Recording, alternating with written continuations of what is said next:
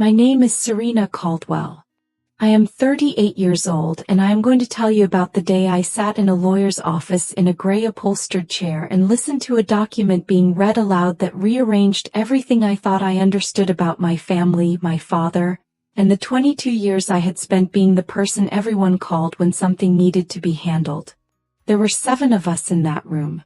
My mother, Margaret, sitting very straight in the chair closest to the attorney's desk, wearing the black dress she had bought specifically for the occasion and the particular expression of a woman who knows exactly what is in a document and is watching carefully to see how the people who don't know yet will receive it. My brother, Daniel, 35 years old, sitting 2 chairs away from me with his hands folded in his lap and his eyes fixed on the middle distance in the way of a person who has been briefed and is now managing the experience of watching an ambush he knew was coming. Daniel's wife, Carol, who had no legal standing to be in that room and whose presence I would not fully understand until later. My Aunt Patricia, my father's sister, who had driven 4 hours from Cincinnati and who was gripping her purse strap with both hands. My father's longtime attorney, Richard Crane, who had been handling our family's legal work for over 20 years and who could not quite meet my eyes when I walked in. And me. I had driven 2 hours to get there. I had taken 3 days off work. I had arranged for my neighbor to collect my mail and water my plants because I had expected to be in my hometown for at least a week dealing with the administrative weight of loss. My father, Robert Caldwell, had died 11 days earlier. Quietly in his sleep at 71, in the house he had lived in for 38 years. His heart had simply stopped, the way hearts sometimes do when they have been working steadily for a long time and decide without announcement that they are finished. He had been a good man. Methodical, fair, not particularly demonstrative but consistently present in the ways that mattered. He had built a modest but real estate over 40 years of careful work. The house, a rental property, investment accounts, a life insurance policy, and a small but meaningful business he had run for 26 years selling and servicing commercial HVAC equipment. He had also, without telling me, changed his will approximately 2 years before he died. I know this because Richard Crane told me so in that gray-chaired office in front of 6 other people on a Tuesday afternoon in February. I know that Daniel knew about the change because of what happened after. But I am getting ahead of myself. Let me start at the beginning. I need to tell you who I was in my family because this story only makes sense if you understand the role I had occupied for as long as I could remember. I was the oldest. The responsible one. The one who answered the phone when something was wrong, who drove home when something needed handling, who understood the insurance policies and the mortgage documents and the investment account logins because someone had to, and I was the one who had volunteered for the job when I was still young enough to think that volunteering for hard things was how you earned your place in a family. My father had taught me the business from the time I was in high school. Not formally, not as a succession plan, but organically, the way parents sometimes pass on competence to the child who shows up and pays attention. I had spent summers in high school working in the office. I had worked there part-time through college. I had not ultimately gone into the HVAC business. I had built a career in accounting which turned out to be adjacent and useful. But I had remained my father's de facto business advisor for the last 15 years of his life. He called me when contracts needed reviewing. He called me when a vendor dispute needed resolving. He called me when the business loan came up for renewal and he needed someone to sit across from the bank with him and understand what was being said. I had never been asked. I had always just shown up. Daniel had not shown up in the same way. Not because he was a bad son, he wasn't, but because he had moved to Atlanta in his late 20s, built his own life at a comfortable distance, and had the particular freedom of the younger sibling who knows that someone else has already taken on the weight of proximity. He came home for holidays. He called on birthdays. He was present in all the ways that don't cost anything and absent in all the ways that do. This was not a source of resentment for me. Or rather, It had not been a source of resentment until the Tuesday afternoon in February when I sat in Richard Crane's office and understood for the first time that the proximity had not been valued in the way I had quietly assumed it would be. My father died on a Thursday. I was the one who got the call from my mother at 6:15 in the morning. I was the one who drove 2 hours in the dark to be there before sunrise.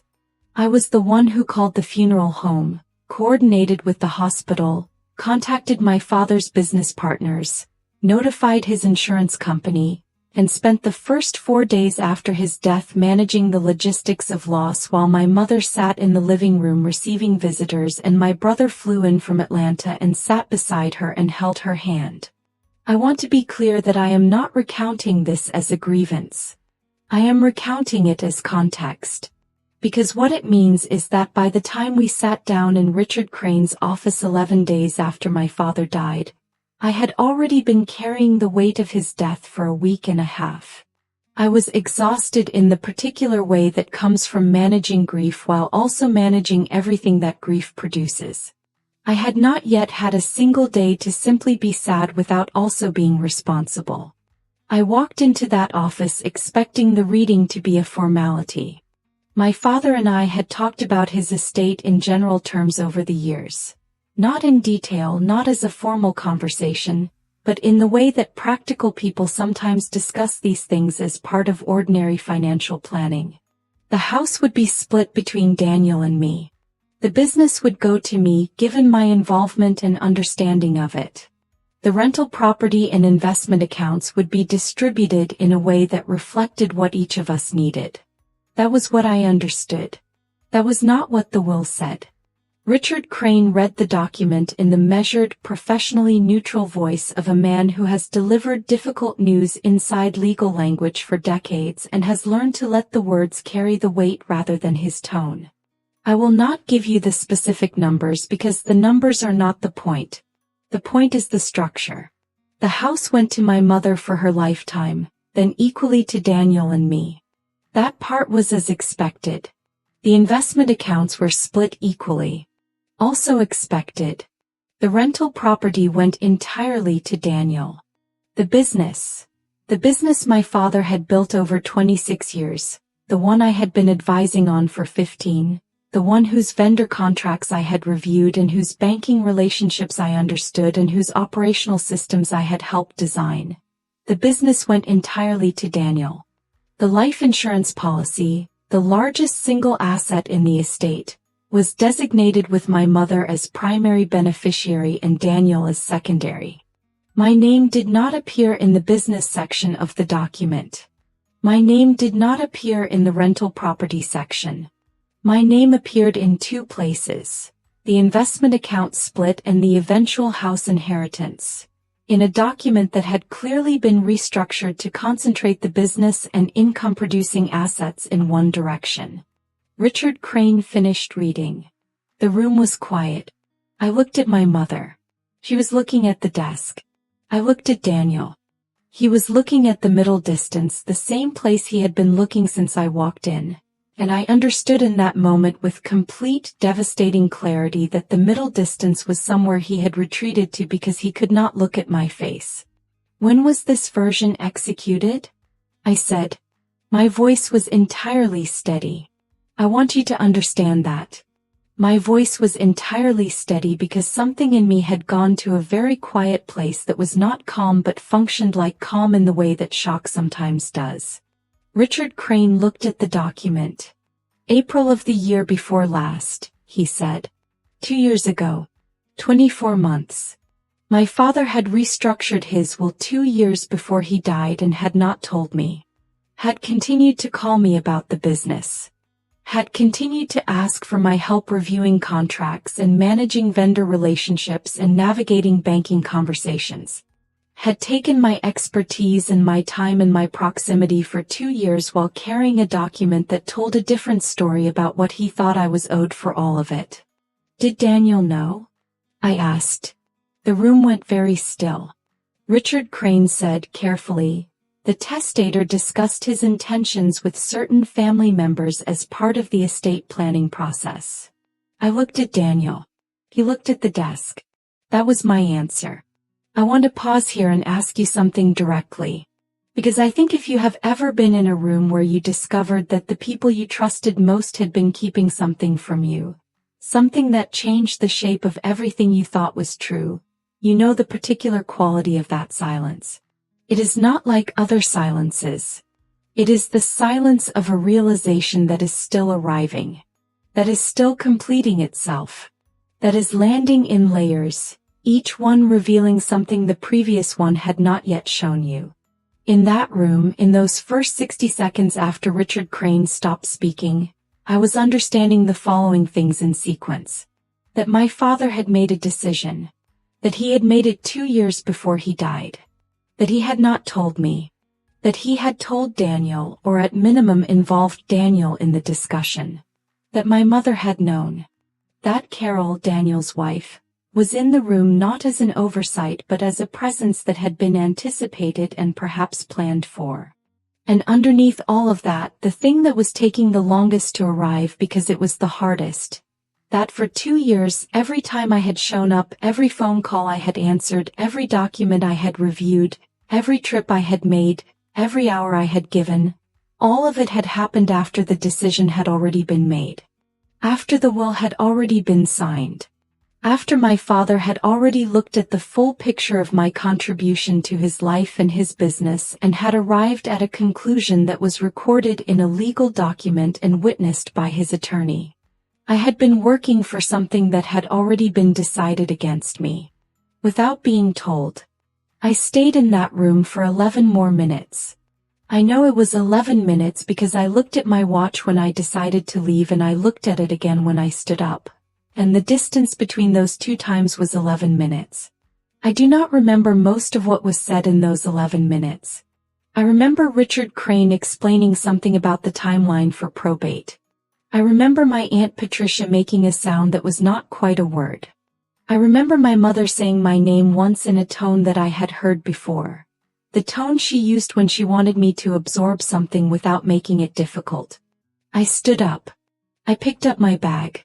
I said in a voice that I was concentrating very hard on keeping level, that I would be in touch with my own attorney and that I would appreciate it if no decisions were made about the business assets until I had reviewed the document fully. Richard Crane nodded. Daniel said my name. I did not stop. I walked out of the office, through the waiting room with its neutral carpet and framed landscape prints, through the glass door and into the parking lot where February was doing what February does in the Midwest. Gray sky, thin cold, the kind of light that makes everything look slightly exhausted. I got into my car. I sat there for a while. I did not cry. Not yet. The crying would come later at home alone, in the specific privacy of grief that has nowhere else to go. What I felt in that parking lot was something different from grief. Something more precise and more clarifying. It was the feeling of a person who has just been handed accurate information about something they had been misunderstanding for a very long time. And who is now for the first time working with the correct data. I called my friend Marcus Webb from the parking lot. Marcus was not a personal friend in the traditional sense. He was an estate attorney I had met through professional overlap in my accounting work. And over 5 years of occasional collaboration we had developed the kind of collegial relationship that I had learned to maintain carefully because competent legal relationships, kept warm and current, were one of the most valuable things a person could have. I had never called him for something personal. I called him now. He answered on the 3rd ring and listened without interrupting while I gave him the essential facts in the most organized language I could manage given that I was sitting in a parking lot in February 11 days after my father's death. When I finished he was quiet for a moment. "Do you have a copy of the document?" he said. Richard Crane said he'd email it today. "Forward it to me the moment you get it," he said. "Don't sign anything, agree to anything, or make any decisions about the business until we've talked." Pause. "I'm sorry about your father, Serena. I mean that separately from everything else." "Thank you," I said. "Forward me that document," he said again. "Tonight." The document arrived at 4:17 that afternoon. I forwarded it to Marcus at 4:18. He called me at 8 o'clock that evening. I want to tell you what he told me, but first I want to tell you what I had done in the hours between 4:18 and 8 o'clock, because those hours matter.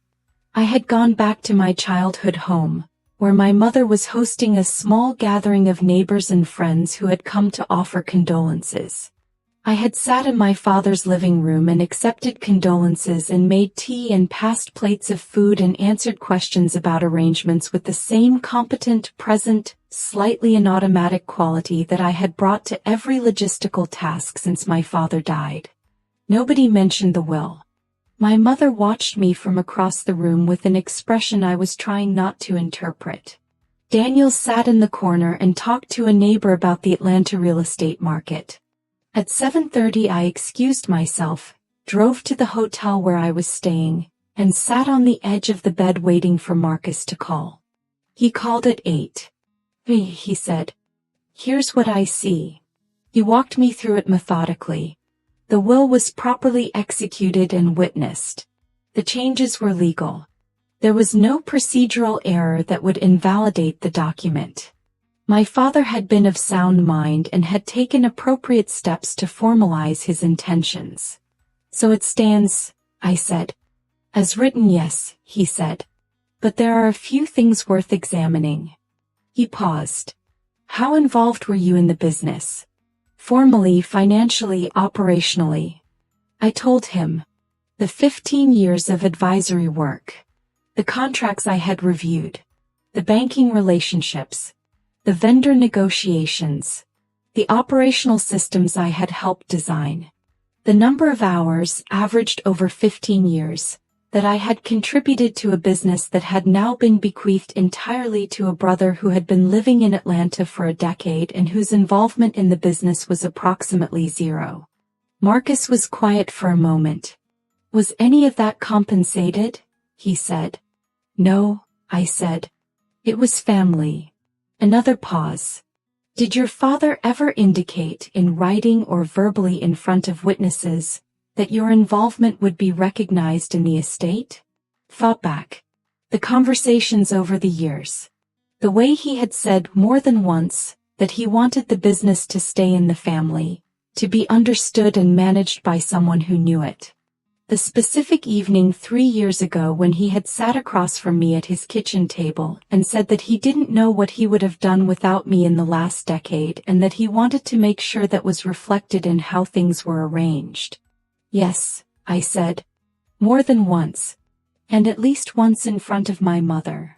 "Then we have a conversation worth having," Marcus said. "Not about contesting the will necessarily.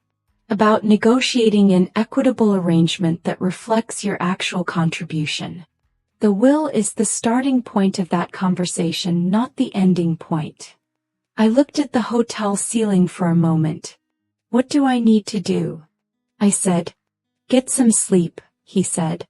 "Tomorrow start writing down every specific instance you can remember of your involvement in the business. Dates, conversations, decisions made. Any emails, any documents, any correspondence that establishes your role." He paused. "And Serena, don't have any conversations with your family about this until we've talked again. Not your mother. Not your brother. Nothing." "Understood," I said. We said goodnight. I did not sleep. The next 2 weeks were the most deliberately organized of my life. I want to be careful about how I describe them because the word that comes to mind is cold, and I don't think cold is accurate. What I was focused.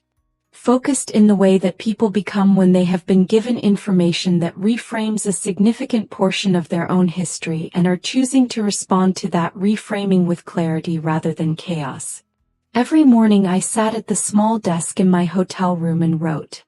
I wrote down everything I could remember about my involvement in the business. The contract reviews with dates.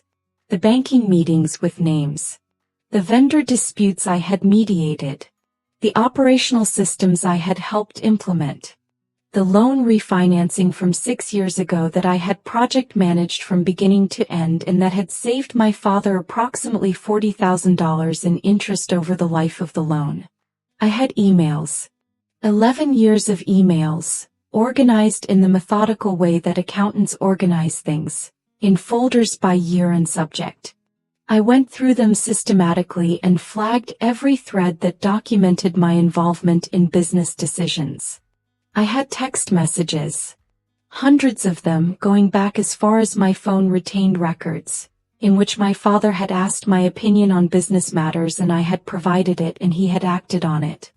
I had voicemails I had never deleted, including one from 3 years ago, recorded on a Sunday afternoon, my father's voice warm and specific, in which he said that the vendor contract I had reviewed that week was exactly right and that he had signed it and that he was grateful to have someone in his corner who understood these things the way I did and that he intended to make sure I knew how much it meant. I sent everything to Marcus. He called me on the 4th day and said, "This is a very strong picture of contribution. I want to bring in a business valuation specialist to look at the HVAC company. What's your sense of the current revenue?" I gave him my best estimate based on what I knew of the financials. He was quiet for a moment. He said, "This is worth pursuing formally. Not contentiously if we can avoid it, but formally." My mother called me on the 5th day. I had been answering her calls since the funeral in the brief, warm, information-minimal way I had decided was appropriate until I had more clarity. This call was different from the others. Her voice had a specific quality, careful, prescripted, that told me she had thought about what she wanted to say before she dialed. "I think we should talk," she said. "About the will. About what you're thinking." "I'm working through some things with my own attorney," I said. "I'll be in touch when I have more clarity." Pause. "Serena, your father had his reasons." "I'm sure he did," I said. "I'd like to understand them. But that's a conversation for when I'm better prepared to have it." Another pause. Then, "Daniel is very upset that you walked out of the reading." I held the phone for a moment. "Daniel knew for 2 years," I said quietly. "He sat in that room and watched me find out. I think Daniel's feelings about how I responded are something he's going to have to sit with." My mother said nothing. "I'll call you when I'm ready, Mom," I said. "I love you." Then I ended the call and went back to the desk. Marcus and I met in person 12 days after the reading. He had the business valuation report, a summary of the documented contribution evidence, and a clear outline of the legal pathways available to me. We sat in his conference room for 2 hours and went through all of it. The short version was this. The will as written was valid. Contesting it on the grounds of undue influence or lack of capacity was technically possible but evidentiarily weak. My father had been of sound mind and the changes had been made through proper legal channels. That road was expensive, slow, and likely unsuccessful. The stronger road was different. It was the road of unjust enrichment. The legal principle that when a person provides significant, documentable benefit to another person or entity without compensation and with a reasonable expectation of recognition, the recipient of that benefit cannot simply retain it without consequence when the arrangement changes. "You worked on this business for 15 years without compensation," Marcus said. "The business is now worth," he named a figure that was higher than I had estimated, "and it is being transferred to someone with no operational knowledge or historical involvement. Your contribution to that value is documentable. Your father's stated intention to recognize that contribution is on record in multiple communications." He looked at me. "We have a basis for a negotiated settlement that does not require you to contest the will itself." "What does that settlement look like?" I said. "We propose a buyout arrangement," he said. "Daniel receives the business as the will specifies. But the transfer includes a structured payment to you that reflects your documented contribution to the business's current value, paid over time, secured against the business assets, with a right of first refusal if Daniel chooses to sell within a defined period. I looked at the valuation figure on the page in front of me. "He'll fight it," I said. "He might," Marcus said. "But he has a weak position if he does. He has no operational knowledge of the business. He has no documented contribution. And he has been carrying the knowledge of this will change for 2 years without disclosing it to you, which creates its own complications regarding his conduct." He paused. "His attorney will tell him the same thing mine would tell him. A negotiated settlement is better for everyone than a contested proceeding." "When do we move?" I said. "When you're ready," he said. I looked out the conference room window at the gray February street below. "I'm ready," I said. The letter went to Daniel's attorney on a Monday morning 3 weeks after the reading. I did not tell my mother it was coming. I did not call Daniel to warn him. I had made a decision in those 3 weeks of hotel room mornings and documentation and careful, precise work, that the time for absorbing things without response had ended. Not out of anger. I want to be clear about that. The anger had come and gone and settled into something quieter and more durable. A determination. A refusal to continue in the pattern of showing up and contributing and trusting that the people who benefited from my showing up were keeping accurate account. They had not kept accurate account, so I was going to keep it myself. Daniel called me 4 days after the letter arrived. I had been expecting the call and had prepared for it in the way I had prepared for everything in those weeks, by thinking carefully about what I wanted to say before I had to say it. He opened with my name. Then he said, "I want to understand what you're doing." "I think the letter is fairly clear," I said. "You're suing me over Dad's will." "I'm not contesting the will," I said. "I'm requesting a negotiated settlement that reflects 15 years of undocumented contribution to a business that has now been transferred to someone with no history in it. Those are different things." Pause. "Dad wanted me to have it." "Dad wanted a lot of things," I said. "He wanted someone who understood the business to be recognized for understanding it. He said so. In writing. In my voicemail. In front of Mom." "He changed his mind," Daniel said. His voice had an edge now. "He may have," I said. "He didn't tell me that. He continued to ask for my help for 2 years after he changed his mind, which I provided freely because I didn't know. I'm not asking to override what the will says. I'm asking for what my contribution to that business is actually worth." A long pause. "I don't have that kind of money," he said. "The settlement is structured against the business assets," I said.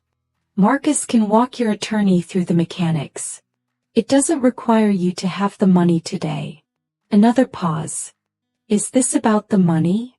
I thought about that question carefully. "No," I said. "It's about being seen accurately. About not having 15 years of work be invisible because the document that recorded it was changed without telling me." I paused. "But the money is the mechanism. And yes, I want it. I earned it." The silence on the line had a different quality now. Less defensive. Something more complicated. "I should have told you," he said finally.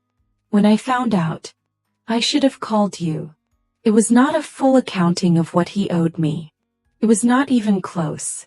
But it was the first honest sentence he had said since the reading. "Yes," I said. "You should have." The negotiation took 4 months. I will not walk you through every exchange because 4 months of legal negotiation is not a narrative.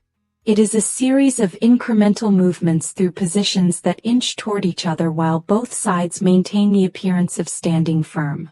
What I will tell you is that Marcus was right about Daniel's position being weaker than it looked, and that Daniel's attorney told him at some point in month 2, what Marcus had predicted. A contested proceeding was not in his interest. The settlement was reached on a Thursday in June. Daniel received the business as the will specified. He also received the operational reality of inheriting a business he did not understand, which I will leave to your imagination. I received a structured payment representing a meaningful portion of my documented contribution to the business's value, paid over 4 years, secured against the business assets, with a right of first refusal at a predetermined price if Daniel chose to sell within 7 years. He sold within 3. I exercised the right of first refusal. That is a different story for a different day. My relationship with my mother changed after the settlement. Not dramatically. Not with a single conversation that resolved everything into clarity and forgiveness. It changed the way things change when a significant truth has been spoken in a room that was previously organized around its absence. She called me the week after the settlement was signed. Her voice had the same quality it had carried since the reading. Careful, slightly uncertain, as if she was navigating a version of me she had not fully accounted for. I want to understand why your father did what he did, I said. She was quiet for a moment. Then she told me. He had been worried about me, she said. Not about the business. He had full confidence in my competence. He had been worried about me specifically. About the way I carried things. About the way I had always shown up for everyone else without being asked, and the toll that had taken on my own life. He had thought, she said, that giving me the business would be giving me another weight to carry. Another obligation. That I would run it out of duty rather than desire, because that was what I had always done, and it was not. He had decided what he wanted for me. He had thought he was protecting me. I sat with that for a long time. He should have asked me, I said finally. I know, my mother said. He should have had that conversation with me directly instead of making the decision for me. I know, she said again, quieter this time. Did you tell him that? Pause. Not strongly enough. I looked out my window at the street. He was wrong about what I needed, I said. He was right that I carried too much. But taking the business without telling me, without giving me the choice, that wasn't protecting me. That was deciding for me. And doing it in a room full of people without warning was the most painful part. My mother's voice was very quiet when she answered. I know that now. We sat in the silence for a while. I forgive him, I said. I want you to know that. I understand what he was trying to do, even if the how was wrong. But I need you to understand that the forgiveness and the settlement are not in conflict. I forgave him as my father. The settlement is about what my work was worth. Those are two different things. My mother said, when did you get so clear about things? I thought about the parking lot, the hotel room desk, the 11 days of management that had preceded the reading. The 2 years my father had carried his decision in silence while I kept showing up. I've been working on it, I said. I think about my father often. Not with anger most of the time. With the complicated, unresolved tenderness that characterizes grief for people who were genuinely good and also genuinely wrong about something that mattered. He was a man who built carefully and loved cautiously and made one significant error in the way he tried to protect the person he had perhaps worried about most. He did not know and would never know that what I needed from him was not protection from responsibility. It was recognition that the responsibility I had already carried was real and valuable and worth seeing clearly. I carry that understanding now in the work I do and in the way I talk to the people in my life about what they owe each other. You cannot protect someone from their own contribution by pretending it didn't exist. You cannot honor a person's work by making it invisible. And you cannot decide for someone else that they have carried enough, without first asking them what they want to carry. The business is mine now. I have been running it for 14 months. The operational knowledge I accumulated over 15 years of advisory work turned out to be more than sufficient. The vendor relationships transferred smoothly because the vendors had always known who the real operational mind behind the decisions was, even when the name on the letterhead was different. Revenue is up. The systems are clean. I have hired 2 people who are good at the things I am not good at, which is something my father never quite managed to do. In his office, which is now my office, there is a shelf where he kept several framed photographs. One of them is a picture of the 2 of us taken about 8 years ago at the company's 20-year anniversary. We are standing in front of the building, both of us squinting slightly into the sun, and he has his hand on my shoulder in the way parents do when they are proud of something and do not quite know how to say it. I have not moved the photograph. I look at it sometimes when the days are long and the work is heavy in the way that work sometimes is. He was wrong about what I needed. He was right that he built something worth keeping. I'm keeping it. So here is what I want to leave you with. If you have ever sat in a room where you discovered that the people who were supposed to see you clearly had been looking at you through the wrong lens for longer than you knew, I want you to hear this. The discovery of that truth, however it arrives, however public, however painful, is not the end of the story.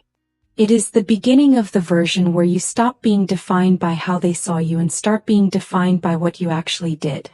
Document your contributions. Know your worth. Understand the legal and financial landscape of your own family well enough to not be ambushed in a gray-chaired room on a Tuesday in February. And if you are ambushed anyway, because sometimes the people we love are capable of surprising us in the worst possible directions, get still, get organized, and respond from the fullest and most prepared version of yourself rather than the most wounded one. The most wounded version of me could have made that parking lot into a scene.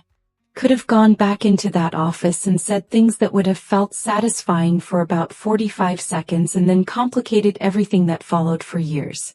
Instead, she got into her car, called a lawyer, and went back to work. That version of me got the building. The other one would have gotten nothing but the satisfaction of a reaction. And reactions, in my experience, are the one thing you can always afford to delay. Tell me in the comments. Have you ever sat in a room and discovered that someone you trusted had known something important for years and said nothing? What did you do with that silence when you finally understood it? Because I think that question, what do you do with a silence that was kept from you, is one of the most honest questions a person can sit with. And I think more people are sitting with it than would ever say so out loud.